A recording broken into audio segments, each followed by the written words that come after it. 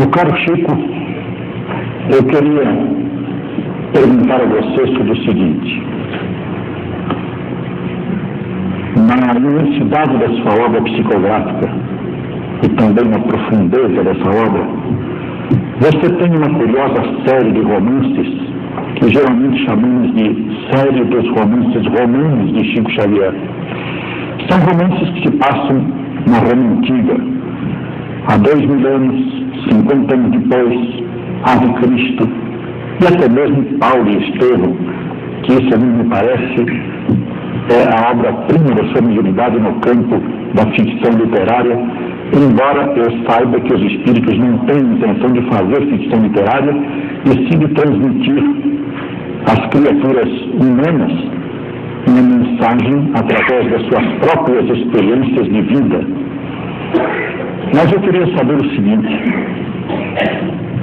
para escrever estes romances, em que figuram não somente as genes romanas, não somente as situações geográficas da Roma Antiga, as questões políticas, os problemas imperiais,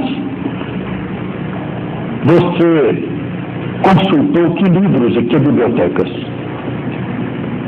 Sinceramente, não consultei livro algum. Quando ouvi falar a respeito dos romances mediúnicos recebidos pela médium Zilda Gama, cuja memória nós todos acatamos muito na doutrina espírita, eu senti aquele desejo de ser médium também para romances. Isso por volta de 1936.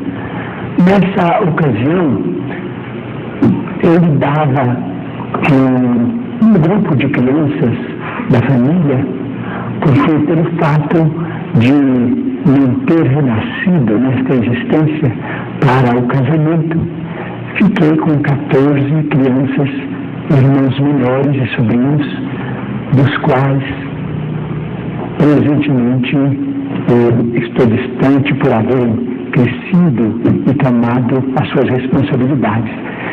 Nesse tempo, a minha cabeça era atormentada por muitos problemas. Quando eu anunciei o desejo de receber romances, o Espírito de Emmanuel então me explicou: para que você receba romances, você precisa ter a mente em estado de profunda serenidade. Então, se você quiser se comprometer a nos oferecer um clima mental adequado, de paciência e de calma, escreveremos por você algumas de nossas memórias. Mas se você puder ou quiser assumir o compromisso, mas eu naquela ocasião não conseguia assumir o compromisso porque os problemas domésticos eram muitos. De modo que 4 anos se passaram e tão somente 3 anos, e tão somente em 1939, a começar do fim de 1938, eu assumi com ele o compromisso de me acalmar. Quaisquer que fossem os problemas dentro de casa, com as crianças que já estavam mais crescidas, eu ofereceria a ele um campo mental pacificado na oração. Então ele marcou que eu me concentrasse durante 1 hora por dia e me dispusesse a datilografar outra hora por dia, durante o tempo em que perdurasse a psicografia do romance. Então deu a 2 mil anos. Mas eu acompanhei a psicografia como acompanho também as nossas novelas da TV, com muito interesse, com muito carinho, e torcendo por determinados personagens. Mas eu lia o que a mão escrevia. Mas peço permissão para aduzir um detalhe interessante. Quando o livro começou, ele começa com uma cena de 2 romanos, de 2 patrícios romanos, a trocar ideias no jardim, diante de um céu nebuloso, que depois rebentou numa tempestade. E eu comecei a ver aquela cidade, o céu tempestuoso, e a chuva caindo, e aqueles 2 homens vestidos à moda antiga, de túnicas, deitados, vamos dizer, naqueles sofás longos, que depois deram o nome de triclinos, e comendo com as mãos frutas. Eu me assustei com aquela visão, que parecia uma visão estranha, porque estava dentro de mim, fora de mim, como se eu assistisse a um cinema, em que eu tomasse parte na tela e estivesse fora da tela. Então eu me assustei, parei de escrever, então ele disse: você está debaixo de uma certa hipnose.